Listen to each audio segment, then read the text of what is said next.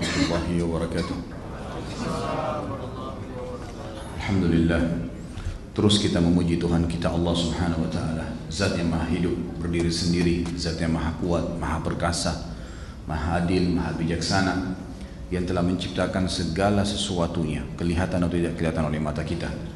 Zat yang tidak ada Tuhan yang berhak disembah kecuali Dia, yang telah menggantungkan segala nikmat yang Dia berikan kepada kita dengan kalimat Alhamdulillah. Maka sering-seringlah mengucapkan kalimat yang mulia ini. Juga kita panjatkan salam hormat kita kepada Nabi Muhammad SAW, manusia terbaik, pimpinan para nabi dan rasul, pimpinan anak Adam pada hari kiamat. Nabi Muhammad SAW sebagaimana Allah telah memberikan salam kepada beliau. Melanjutkan bahasan dosa-dosa besar kita, dan malam ini semoga Allah berkahi dosa besar ke-10, tidak berpuasa pada bulan Ramadan tanpa udzur dan tanpa rukhsah. Bulan Ramadan adalah salah satu bulan yang dimuliakan oleh Allah Subhanahu wa taala, dan ada 5 bulan dari bulan-bulan Hijriah yang dimuliakan oleh Allah Subhanahu wa taala. Puncaknya adalah bulan Ramadan. Dan 4 bulan yang tersisa dikenal dengan Ashhurul Hurum, bulan yang dimuliakan. Allah sebutkan dalam surah At-Taubah ayat 36 masalah itu. A'udzu billahi minasyaitonir rajim. Inna iddatash syuhuri indallahi 12 syahran fi kitabillah yauma khalaqas samawati wal arda minha arba'atun hurum. Al-ayah. Sesungguhnya di sisi Allah Subhanahu wa taala ada 12 bulan yang Allah telah tentukan sebagai perhitungan kehidupan manusia, yang bulan-bulan tersebut diantaranya ada yang 4 dimuliakan. Di sini 12 bulan ulama tafsir sepakat mengatakan ada bulan-bulan Hijriah dari Muharram sampai Dzulhijjah. Muharram, Safar, Rabiul Awwal, Rabiul Tsani, Jumadil Ula, Jumadil Tsani, Rajab, Sya'ban, Ramadan, Syawal, Dzulqa'dah dan Dzulhijjah. Dan 4 bulan yang selain Ramadan dimuliakan adalah, kata Nabi SAW, Rajabun, Madarun, Baina Jumadi wa Sya'ban. Bulan Rajab yang berada di antara bulan Jumadi dan bulan Sya'ban, wa thalathu mutawaliyat, dan ada 3 bulan berturut-turut, Dzulqa'dah, Dzulhijjah dan Muharram. Jadi ada 3 bulan setelah itu, Dzulqa'dah, Dzulhijjah dan bulan Muharram. Ini adalah 5 bulan yang Allah muliakan dari bulan-bulan yang lainnya. Kata para ulama, dimuliakannya bulan-bulan ini sebagaimana Allah Subhanahu wa taala juga muliakan dari kalangan para malaikat. Ada Jibril, ada Mikail, ada Israfil. Jibril sebagai pimpinannya, Mikail sebagai wakilnya, Israfil sebagai pemegang sangkakala sehingga terjadinya kiamat. Kemudian 8 malaikat pemikul arsy dan seterusnya. Begitu pula Allah Subhanahu wa taala muliakan antara langit dan bumi. Allah Subhanahu wa taala lebih memuliakan langit sana karena Allah bersemayam di atas langit dan juga meletakkan surga di atas sana. Kemudian juga Allah Subhanahu wa taala memilih dari waktu-waktu, gitu kan. Tempat misalnya di muka bumi juga ada yang lebih mulia dari yang lainnya, seperti adanya wilayah Mekkah dan Madinah serta Masjid Aqsa. Itu Allah Subhanahu wa taala muliakan dibandingkan tempat-tempat yang lain di muka bumi ini. Di antara manusia juga Allah Subhanahu wa taala muliakan para nabi-nabi di antara manusia yang lainnya. Kemudian juga waktu. Ada di antara hari-hari, misalnya hari Jumat lebih baik daripada hari yang lain. Ada bulan Ramadan dan 4 bulan tadi dan seterusnya. Ini kuasa Allah Subhanahu wa taala dalam menjadikan bulan-bulan dan waktu-waktu, malaikat-malaikat tadi, manusia-manusia, tempat-tempat lebih mulia satu dibandingkan yang lain. Tetapi tidak ada di sisi Allah Subhanahu wa taala waktu yang sial. Semuanya waktu itu baik. Sebagaimana sabda Nabi SAW dalam hadis Bukhari, Allah berfirman hadis qudsi, la tasubbud dahar fa innid dahar. Jangan pernah kalian mencaci maki waktu, karena waktu adalah ciptaanku. Tidak ada waktu sial kata ulama hadis, tapi ada waktu lebih baik daripada yang lainnya, gitu kan? Sama halnya tidak ada manusia sial, tapi ada manusia lebih baik dari yang lainnya. Kalau ada seseorang kena cobaan, kalau bukan karena peninggian derajatnya, maka bisa saja memang karena kesalahan dia sendiri. Dia pernah mencuri maka dicuri, dia pernah memfitnah maka difitnah, dia pernah memukul maka dia akan dipukul. Memang itu sunnatullah, hukum. Tapi sebenarnya kalau manusia itu berjalan di jalan yang benar, tidak ada kata-kata sial bagi mereka. Ya, dia akan terus bahagia saja. Ada yang lebih baik dari yang lainnya. Berbicara dari salah satu dari 5 bulan yang mulia, itu bulan Ramadan. Setahun sekali ini, bulan ini penuh dengan banyak sekali berkahnya.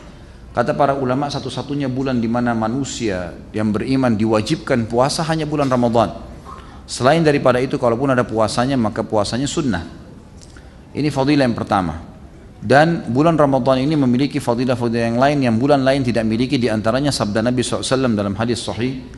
Kalau mau tiba Ramadan, beliau selalu bersabda kepada para sahabatnya, telah tiba buat kalian bulan Ramadan, bulan yang penuh dengan berkah. Berkah artinya semua orang akan mendapatkan merata kesenangan, kegembiraan, ketentraman, itu namanya berkah. Di Ramadan walaupun panas musim kemarau, semuanya orang, mayoritasnya tidak semua, mayoritas orang beriman berpuasa. Mereka saling berbagi, mereka saling merendah. Umumnya orang-orang yang bermaksiat teredam di bulan Ramadan. Itu makna daripada berkah. Bulan yang penuh dengan berkah dan rahmah. Rahmah adalah kasih sayang Allah yang diberikan dengan cara pelipat gandaan pahala orang-orang yang beramal soleh, dan juga peredaman dosa dari orang-orang yang bermaksiat.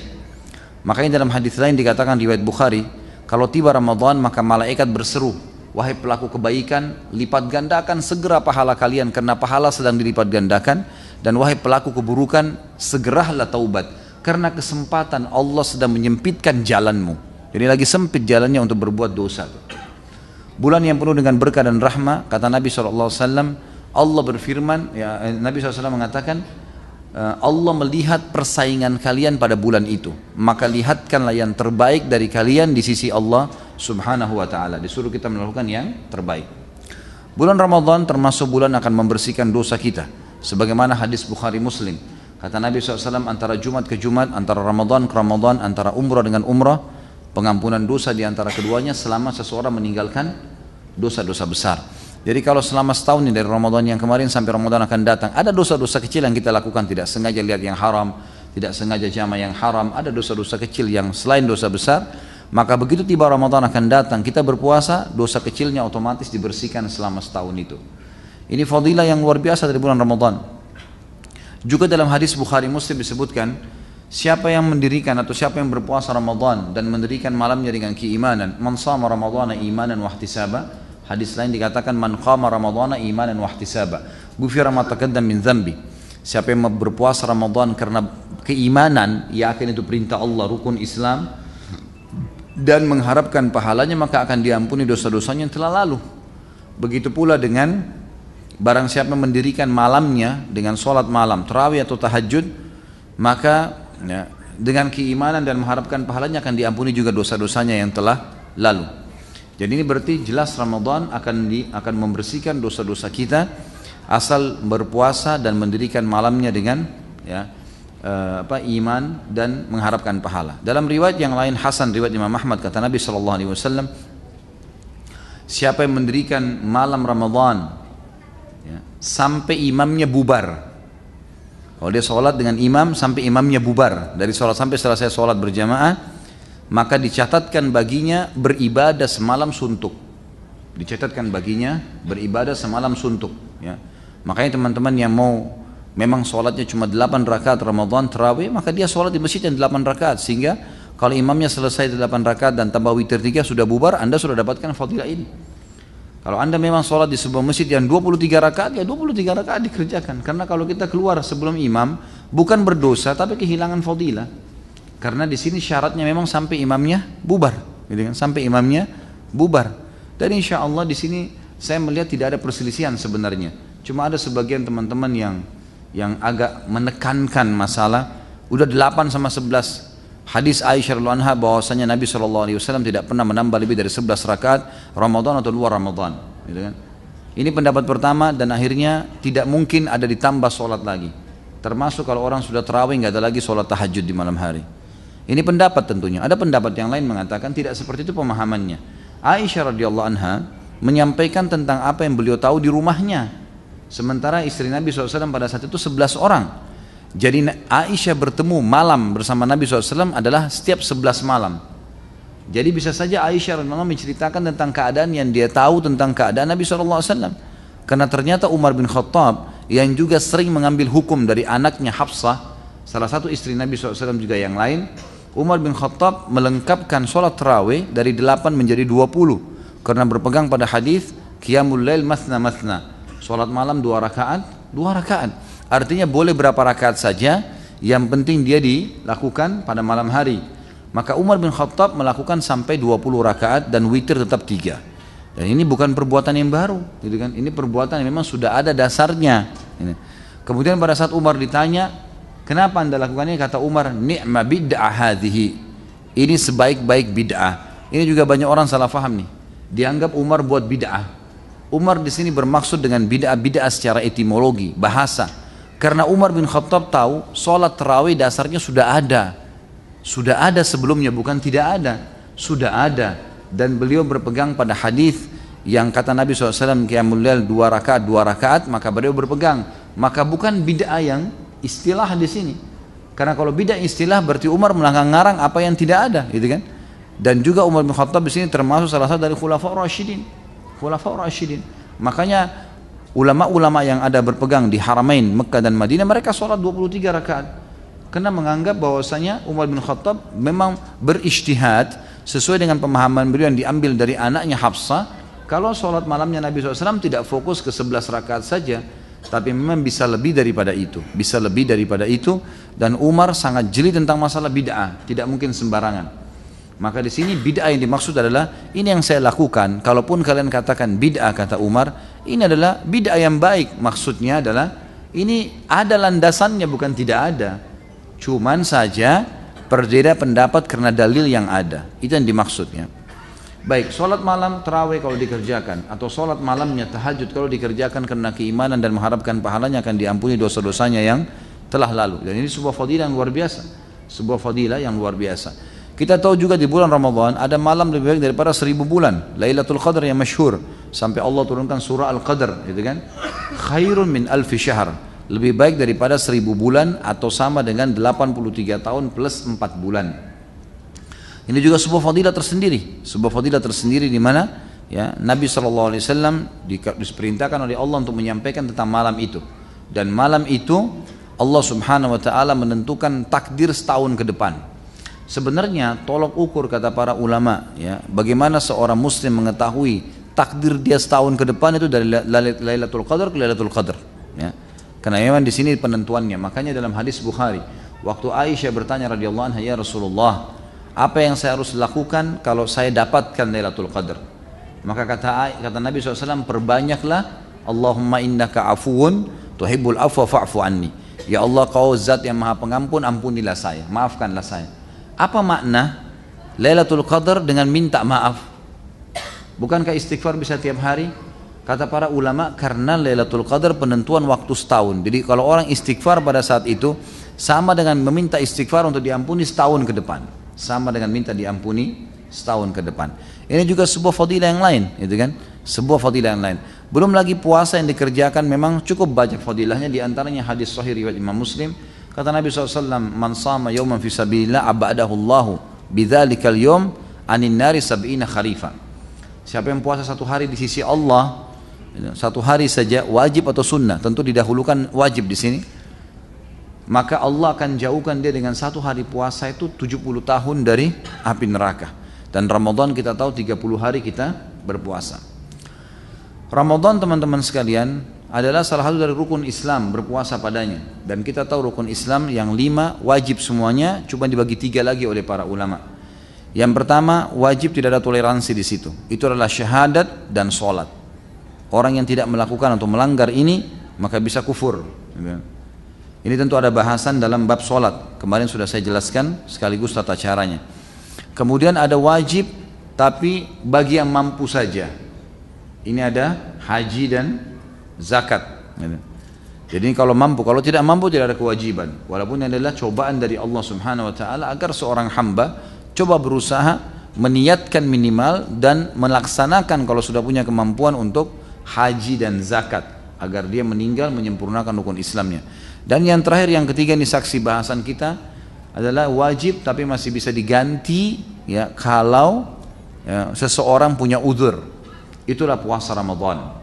Dan di sini judul dosa besar kita yang ke-10 adalah tidak berpuasa pada bulan Ramadan tanpa uzur dan tanpa rukhsah. Apa bedanya uzur sama rukhsah? Uzur itu teman-teman sekalian sesuatu yang terdapat pada diri seseorang yang dia tidak bisa toleransi. Tidak bisa toleransi. Misal pikun. pikun, sudah lupa sama sekali. Gila. Ini uzur. Artinya dia tidak ada jalan lain. Tidak bisa memang puasa Ramadan. Ini masuk dalam istilah uzur. Jadi dia tidak bisa lagi. Atau dia berada di satu tempat yang dia tidak tahu apakah ini Ramadan sudah masuk atau tidak. Tidak jelas bagi dia. Maka ini termasuk dalam masalah uzur, ketidaktahuan, gitu kan? Ini semua masuk dalam masalah uzur. Kalau rukhsah adalah keringanan. Misal musafir, sakit, gitu kan? Masuk dalam uzur tadi wanita haid ya. Wanita haid, wanita nifas, itu semua masuk dalam uzur. Emang dia nggak bisa menghindar dari situ. Tapi kalau rukhsah bisa, masih bisa kita menghindar. Safar misalnya, keringanan, boleh buka puasa, boleh puasa, gitu kan? Sakit, dia masih bisa bertahan, dia mau puasa, haknya dia. Nggak ada larangan dalam masalah itu. Seperti Urwah bin Zubair rahimahullah, seorang ulama tabi'in, anaknya Zubair bin Awam radhiyallahu anhu, salah satu dari 10 sahabat yang jamin masuk surga. Ulamanya Madinah. Beliau di akhir hidupnya, kalau saya tidak salah umurnya sudah 70 lebih atau 80 lebih, beliau tetap berpuasa pada hari beliau meninggal dunia. Beliau berpuasa pada saat itu, padahal itu puasa sunnah. Padahal itu puasa sunnah. Dan disuruh buka puasa oleh kerabatnya. Buka puasa lah, Anda sudah tua mungkin tidak tahan. Dia bilang tidak. Kalaupun saya meninggal hari ini, saya mau meninggal dalam kondisi saya berpuasa kepada Allah Subhanahu Wa Taala. Dari sini juga ulama mengambil beberapa istinbat hukum, ya hukum. Karena Urwah adalah murid langsungnya ayahnya, Zubair bin Awam, sahabat Nabi yang mulia, dijamin masuk surga. Dan belajar langsung dari para sahabat sampai dia menjadi salah satu dari fuqahanya Madinah, ya, ulama-ulama yang jadikan rujukan di Madinah. Maka beliau melihat tidak ada pembatalan puasa bagi orang yang mampu, silakan saja, gitu kan. Dan ini adalah rukhsah namanya, keringanan.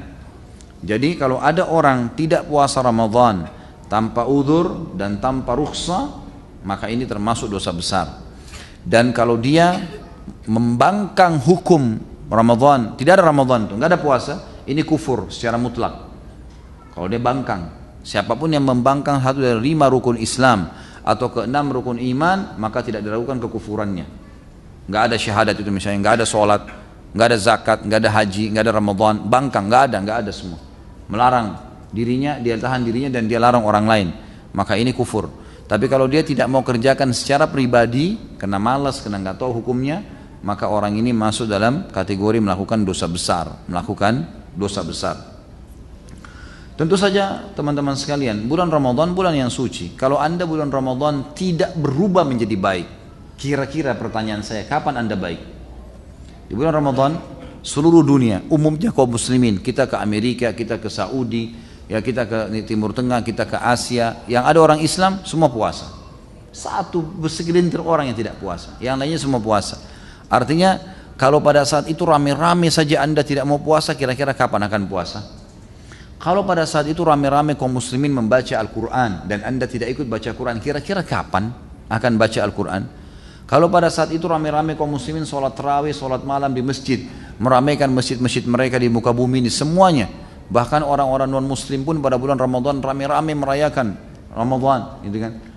Baik itu mungkin dengan diskon produknya, baik itu dengan beragam macam promosi-promosi mereka. Yang jelas kalau mendukung agama kita selama tidak haram tidak ada masalah. Tapi kita yang tidak boleh dukung agama mereka, tidak bisa sama sekali, karena memang yang benar adalah agama Islam. Ya, tidak boleh kita mendukung yang selain Islam. Inna dina indallahil Islam. Jadi tidak boleh. Ramadan, kalau Ramadan orang semua sholat tarawih teman-teman sekalian, lalu Anda tidak sholat, kapan Anda akan sholat malam nih? Kira-kira. Kalau orang rame-rame ini semua. Kalau Ramadan kaum muslimin berlumba-lumba meninggalkan kemaksiatan, dan Anda tidak tinggalkan, kapan Anda akan meninggalkan kemaksiatan? Kan luar biasa semuanya, gitu kan? Maka Ramadan, dalam salah satu tema saya ada di YouTube, judulnya Dahsyatnya Ramadan. Saya menjelaskan Ramadan adalah bulan training yang luar biasa. Kalau ada lembaga training teman-teman sekalian, anggaplah di Jakarta ini, orang ikuti lembaga training, dan training itu orang rame-rame mendaftar karena alasan trainernya bagus. Juga mungkin staff-staffnya bagus. Diharapkan kita mendaftar di situ, ikut training, dan kita output nanti keluar dari situ juga menjadi bagus, gitu kan? Orang bayar banyak, sampai 5 juta, sampai 10 juta, hanya untuk meningkatkan satu skill saja. Ramadan teman-teman lembaga training terbesar di dunia. Trainernya Allah langsung. Kemudian staffnya semua para malaikat. Ini luar biasa, gitu kan? Tidak ada lembaga training begini. Dan fadilah yang didapatkan sangat besar. Nggak bisa digambarkan lagi fadilahnya. Pengampunan dosa, peninggian derajat, lebih baik daripada 1000 bulan, dan. Terlalu banyak. Bulan Ramadan teman-teman sekalian pada saat datang, seringkali syaitan menanamkan kepada kita hal-hal yang konyol, yang harus kita lawan. Karena di bulan Ramadan mereka terbelenggu. Dan ini fadilah lain bulan Ramadan, di mana Nabi SAW mengatakan kalau tiba Ramadan, maka semua pintu surga dibuka, semua pintu neraka ditutup, semua syaitan dibelenggu. Apa maksudnya pintu surga dibuka teman-teman sekalian? Kalaupun misalnya dibuka secara letterlet, apa manfaatnya buat kita sekarang? Kita belum bisa masuk ke dalamnya. Dan ada malah hadis Bukhari menjelaskan, pintu surga akan dibuka nanti di akhirat pertama kali untuk Nabi Muhammad SAW. Lalu apa maksudnya di sini dibuka? Maka ulama menekankan lebih cenderung kepada terbuka pendaftaran untuk ke surga. Kesempatan orang beramal saleh didaftar ke surga. Sama kalau sebuah kampus mengatakan tanggal 1 sampai tanggal 30 Januari pendaftaran. Yang mendaftar di kampus ini akan ada penerimaan. Yang mendaftar kemungkinan diterima, kemungkinan tidak, tapi tergantung. Bisa saja lebih besar kemungkinan diterima. Beda dengan orang yang lewat depan kampus lalu berkata, saya mau daftar kampus ini, tapi dia tidak daftar sama sekali sampai lewat akhir bulan. Dapatkah sesuatu? Gak mungkin gitu kan. Seperti itu memahaminya. Jadi Ramadan dibuka pintu-pintu surga, dibuka pendaftaran dan dibuka semua pintu neraka. Ya. Pintu neraka ditutup semua pintu neraka. Ditutup ini artinya tidak ada orang yang didaftar ke neraka pada saat itu. Sudah tidak ada. Ya, orang berbuat salah pun masih cenderung dimaafkan oleh Allah Subhanahu Wa Taala. Dan semua syaitan dibelenggu, syaitan yang menyesatkan manusia dibelenggu. Tapi ini perlu difahami, ada hadis yang lain berbunyi riwayat Imam Ahmad, dan syaitan-syaitan itu dibelenggu sehingga mereka tidak leluasa menggoda seleluasa menggoda di luar Ramadan. Artinya masih menggoda, cuma mereka tidak seleluasa di luar Ramadan. Ini fadilah yang lain dari bulan Ramadan tentunya, dari bulan Ramadan. Bulan Ramadan teman-teman sekalian, sebelum tiba Ramadan karena syaitan akan dibelenggu, mereka menanamkan persepsi-persepsi negatif yang harus kita tepis. Misal, perasaan merasa berat karena menghadapi Ramadan, puasa 1 bulan, nanti berat, nanti puasa, saya bisa atau enggak. A'udzu billahi minasyaitonir rajim. Saya bisa, sambut dengan gembira. Kita mau pergi haji, syaitan akan tanamkan sama tuh, nanti haji macet, padat. Kemarin tahun lalu ada informasi ada yang mati, nanti saya mati nggak di sana. Padahal kalau ajal pasti matilah, gitu kan? Nggak mungkin tidak. Maka ini harus dilawan. A'udzubillahi minasyaitonirrajim. Salat tahajud, nanti kalau saya salat tahajud jam 2 atau jam 3, besok pagi ngantuk nggak ya? A'udzubillahi minasyaitonirrajim. Kerjain. Jarrib ta'rif, pada bahasa Arab sering saya ucapkan. Coba baru kau tahu. Ini belum coba sudah ngambil kesimpulan, gitu kan? Sama dengan orang-orang yang menahan, tidak boleh orang Islam, tidak boleh orang banyak keturunannya. Ini program ini dikembangin, tidak usah punya anak, digambarkan macet lah, nanti orang pengangguran lah. Belum lahir anak sudah dianggap bisa jadi pengangguran. Gimana caranya? Gitu. Belum ditahu, belum dicoba, terus kemudian dinyalain. Bagaimana caranya? Ini semua alasan yang tidak masuk di akal. Allah Subhanahu Wa Taala tidak memerintahkan sesuatu kecuali ada hikmah-hikmah di situ. Gitu kan? Persepsi ini pasti tertanam kata para ulama dalam jiwa setiap muslim, tinggal bagaimana dia melawannya. Karena syaitan akan berusaha sebelum dibelenggu di satu Ramadan melemahkan imannya. Di antaranya Ramadan sebulan, puasa kamu bisa atau tidak, nanti panas. Supaya dia kalau masuk ke Ramadan, dia merasa berat. Lawan itu. Ada persepsi Ramadan nanti lemas, nanti loyo. Ini semua tergantung kita bagaimana mensugesti diri kita. Niat itu teman-teman, kalau bahasa saya pribadi adalah sugesti. Niat adalah sugesti. Orang niat puasa berarti sugesti untuk puasa. Niat sholat berarti sugesti untuk sholat dan seterusnya. Orang kalau niat subhanallah, misal gini, kita mau niat puasa besok. Itu niat itu adalah sugesti yang sangat luar biasa ke dalam seluruh anggota tubuh kita, gitu kan? Dari dalam hati beranjak ke otak kita, dari otak disebarkan ke seluruh tubuh kita, sehingga tubuh ini siap untuk puasa. Siap untuk tidak minum, siap untuk tidak makan. Memang begitu. Orang niat sholat berarti dia siap untuk sholat. Kalau ada yang ganggu dia terganggu tuh. Ini kalau sudah niat sholat tadi maghrib, udah niat mau sholat dalam hati, begitu kita Allahu Akbar ada orang ribut, kita terganggu. Karena sudah niat, sugestinya memang tubuh kita, mindset kita sudah siap untuk sholat itu. Kita mau haji, kita mau jihad, semuanya begitu. Makanya niatnya yang harus kuat di sini. Bagaimana kita melawan persepsi negatif itu dengan sugesti positif, gitu kan? Enggak, saya tidak loyo, saya tidak lemas. Kalau orang makan sahur, kemudian syaitan atau ada bisikan dalam hatinya, karena syaitan masih menggoda ya. Ini kalau Ramadan ada orang tergoda dengan syaitan, luar biasa lemahnya imannya.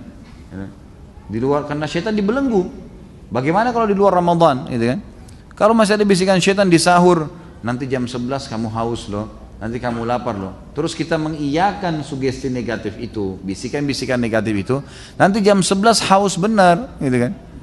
Coba kalau kita persepsinya positif, sugestinya, saya bisa sampai buka puasa. Saya jamin dengan izin Allah tentunya, sampai azan pun kita cuma minum segelas air, cuma makan sebutir kurma, kenyang tuh. Bahkan kadang-kadang sampai habis tarawih bisa nahan, gitu kan? Manusia teman-teman sekalian bisa bertahan hidup sebulan tidak makan, bisa. Yang tidak bisa tahan kalau air itu maksimal manusia, kalau yang normal mungkin 4-5 hari seminggu sudah bisa mati kalau tidak minum air sama sekali. Tapi kalau makan masih bisa, gitu kan, masih bisa. Bahkan ada beberapa negara yang manusia menerapkan terapi minum air selama 40 hari, selama sebulan. Akan ada sahabat Abu Dzar radhiyallahu anhu pernah minum air zam-zam sebulan, tidak makan apa-apa di Mekah, hidup nggak ada masalah, gitu kan. Apalagi antum hanya dari subuh sampai maghrib, dan sugestinya harus begini, maghrib nggak kemana-mana kok. Hah? Mau kemana maghribnya? Cuma tahan sebentar, malam sebentar, makan, minum, silakan. Mau 100 gelas asal nampung silakan. Kan gitu. Masa kita mau dikalah sama syaitan yang bisikin nanti kamu haus, nanti kamu begini. Lain kalau kita disuruh sehari semalam 24 jam tidak boleh minum, mungkin berat. 2 hari misalnya. Ini enggak. Dari subuh hanya sampai maghrib, dan pahalanya besar, gitu kan? Pahalanya sangat besar. Jadi di sini kita harus mentepis sugesti-sugesti negatif syaitan, lemas dan loyo, keluar dari sugesti negatif dan kita masuk kepada sugesti yang positif kita. Sama halnya juga dengan masalah bulan Ramadan dianggap adalah bulan untuk balas dendam, tanda kutip ya. Ini saya nggak sahur tadi, maka buka puasanya balas dendam. Beli warna-warni, macam-macam, yang biru, yang merah, semua mampir. Motornya mungkin sudah penuh dengan kresek, gara-gara beli semua. Yang kolak dibeli, yang ini dibeli, yang itu dibeli, macam-macam. Begitu buka puasa nggak bisa dimakan. Ini salah, persepsinya salah. Nabi SAW sudah ajarin buka puasa dengan air putih dan kurma. Habis itu sholat dulu, pulang jangan kagetkan usus anda karena sudah istirahat, baru kemudian makan dengan tenang, gitu kan? Baru makan dengan tenang, insya Allah nggak ada masalah, gitu kan? Jadi justru kontrol. Kata ulama, kalau orang puasa kemudian tidak bisa juga mengontrol hawa nafsu, mengatur makanan dan minuman yang masuk, ini berarti dia belum mendapatkan tujuan utama puasa. Tujuan utama puasa itu kan melatih kita untuk terbiasa menahan lapar dan haus, jadi kita bisa menilai dan bisa mengetahui bagaimana keadaan orang-orang yang susah di luar sana. Kita jadi tahu, makanya dimotivasi lagi. Siapa yang membuka puasakan orang yang puasa, maka akan dapat pahala seperti orang yang dibuka puasakan tanpa dikurangi sedikit pun dari pahala orang yang dibuka puasakan itu. Kita berikan sebutir kurma, segelas air, maka kita akan dapat pahala mereka. Kita akan dapat pahala mereka, gitu kan? Makanya kejar untuk membuka puasakan orang lain. Jadi kita sudah rasa haus, rasa lapar, kita juga melakukan, membagi pada orang-orang yang susah di pinggir jalan, di mana-mana. Mereka harus berlumba-lumba untuk melakukan perbuatan-perbuatan seperti ini. Jadi ini persepsi negatif semua harus dilawan, harus dilawan.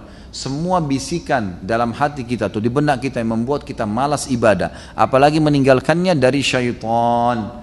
Dan syaitan harus diusir, bukan dirangkul.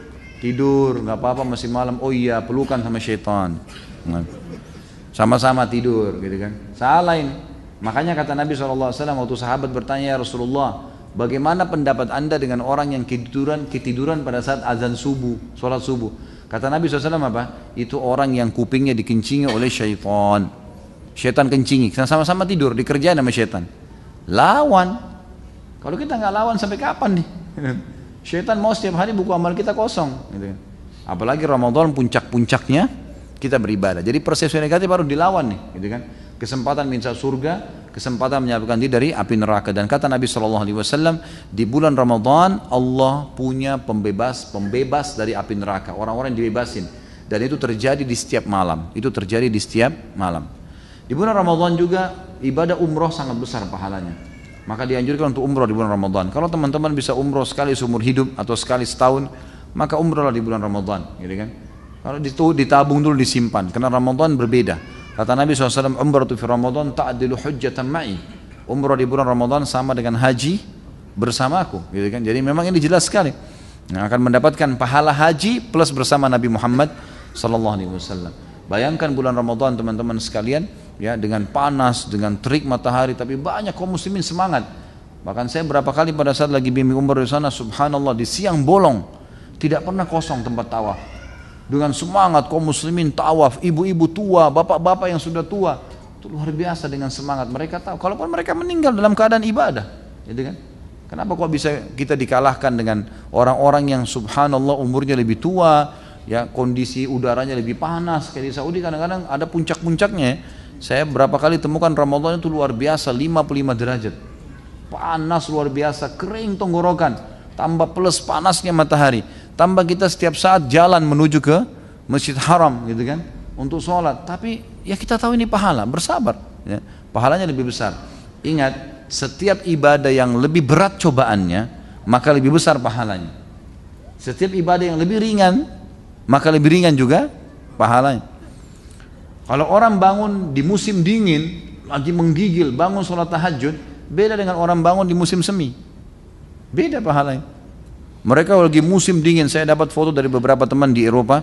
Ini Ustaz, orang-orang lagi pergi sholat subuh dan sekarang ini di bawah 0 derajat. Ikhwah-ikhwah lagi sholat difotoin sama dia.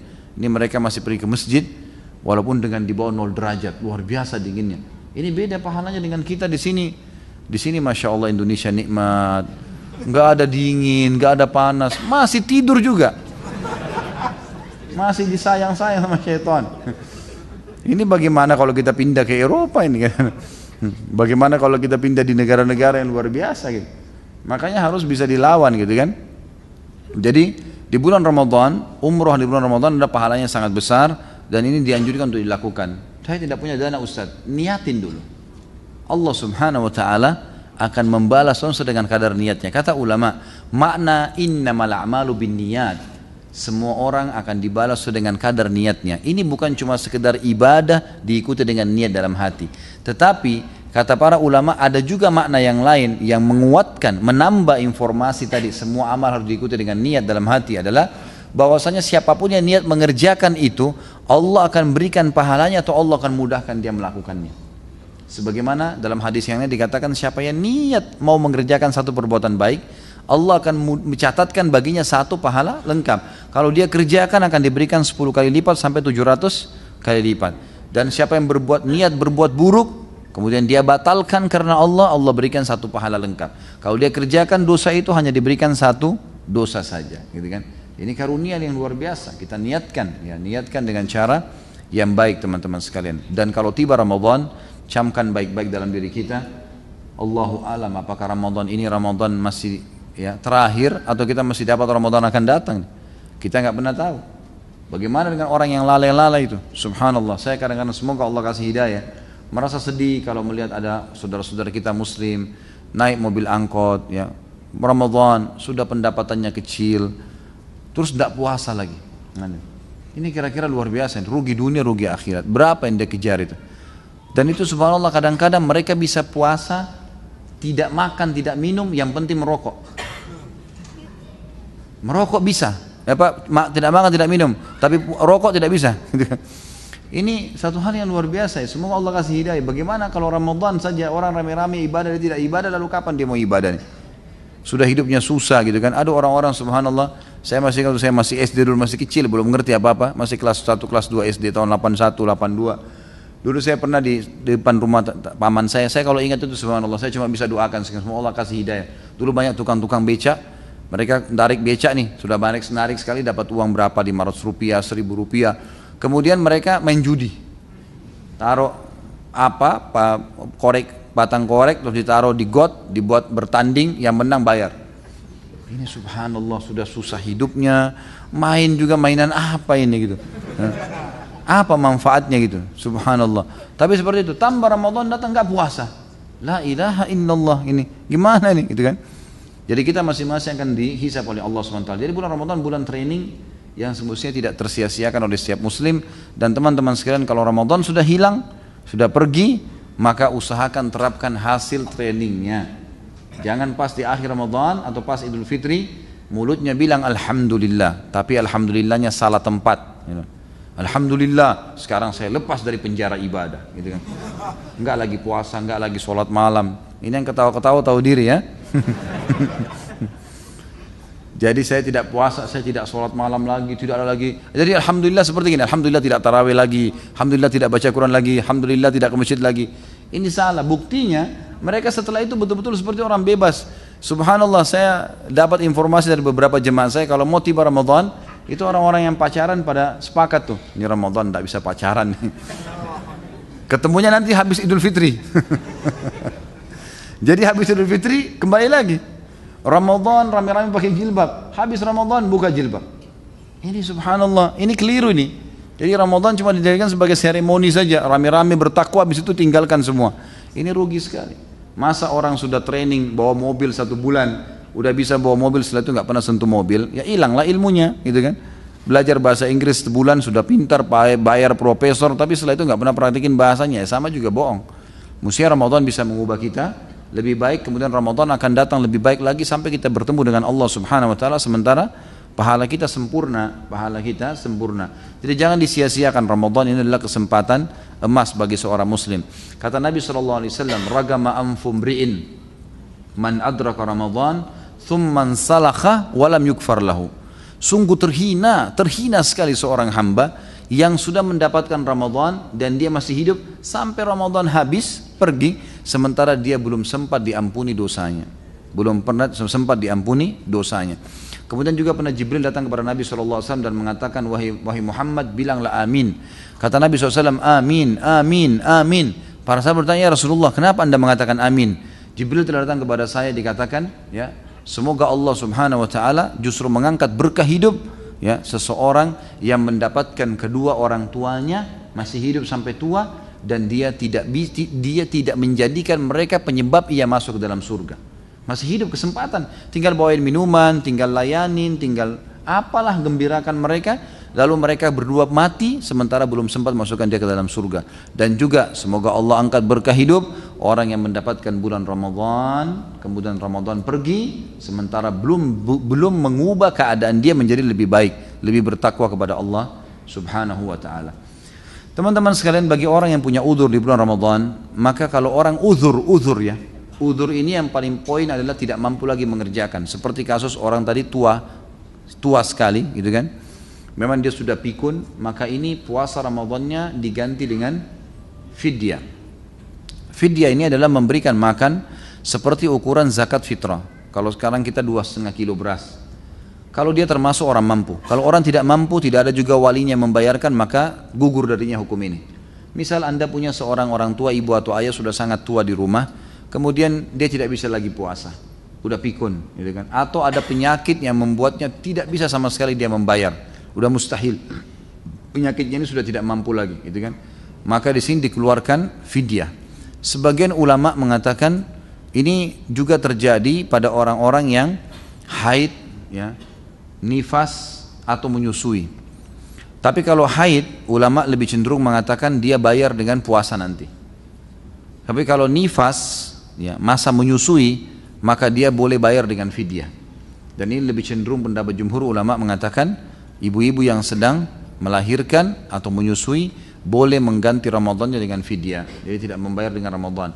Tapi kalau mau lebih sempurna, ya, orang yang mempunyai uzur, ya, ini membayar, menggabungkan antara fidyah dengan saum atau puasa.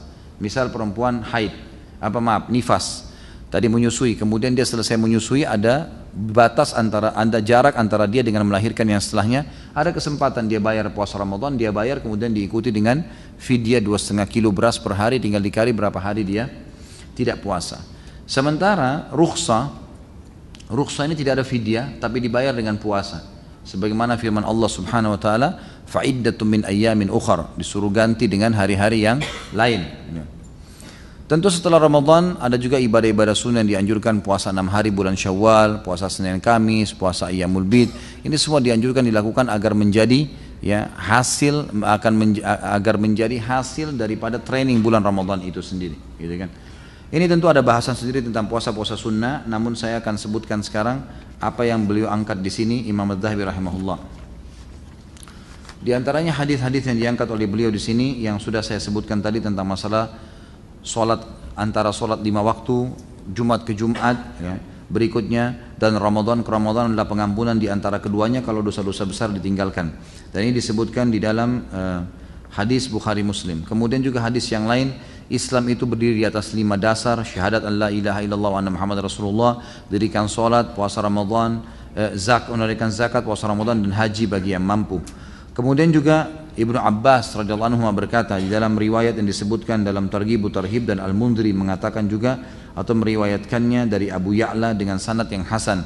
Kata Ibnu Abbas, ya, ural Islamu wa qawaidud din thalatha, syahadatu an la ilaha illallah was salah wa shaumu Ramadan, faman taraka wahidatan minhunna fahuwa kafir. Tali simpulnya Islam dan kaidah-kaidah agama ini ada 3. Bersaksi bahwa tidak Tuhan yang berhak disembah kecuali Allah, salat 5 waktu dan puasa Ramadan. Barang siapa yang meninggalkan salah satu maka dari ketiganya maka dia telah kafir. Kata sebagian ulama hadis, di sini tidak disebutkan zakat dan haji karena masih dihubungkan dengan sebuah syarat harus orang yang mampu baru wajib mengerjakannya. Tapi yang 3 tadi tidak harus ada poin tersebut.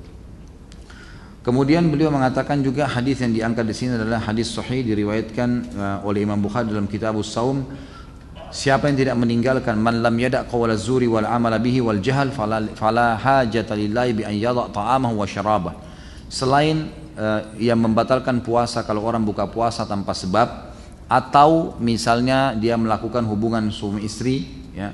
Kalau suami istri pun batal, ya, kalau sampai klimaks. Berbeda dengan orang yang bersentuhan dengan istrinya, kemudian syahwatnya bangkit selama tidak klimaks, maka ini tidak membatalkan puasa. Tapi di sini harus seseorang berhati-hati. Yang masuk dalamnya juga kalau orang dusta itu bisa membatalkan puasa. Kata Nabi SAW, barang siapa yang tidak meninggalkan ucapan dusta, melakukan dusta dan kejahilan, perbuatan yang salah, maka Allah tidak memiliki hajat, ya, pada puasa dengan dia meninggalkan makan, lapar dan haus. Lapar dan haus tentunya. Jadi ini hadis-hadis yang disebutkan oleh Imam Az-Zahabi rahimahullah dengan tujuan mengingatkan kepada kita tentang pentingnya menjaga ibadah-ibadah di bulan Ramadan itu.